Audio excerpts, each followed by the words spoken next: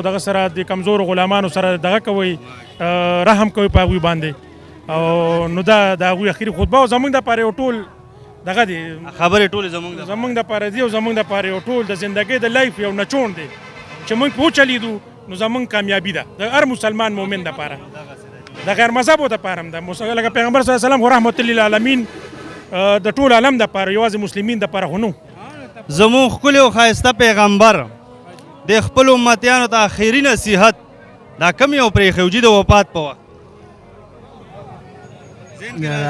من خو سره تعلیم نه دی ویلی نو زمونږ جواب واورئ ښه جي جواب واورئ تاسو ښکلي یئ ستاسو په ذریعه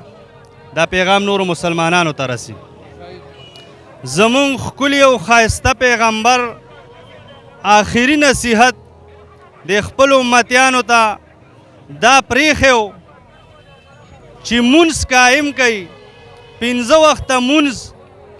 دا قایم کوي دا مه پرېږدئ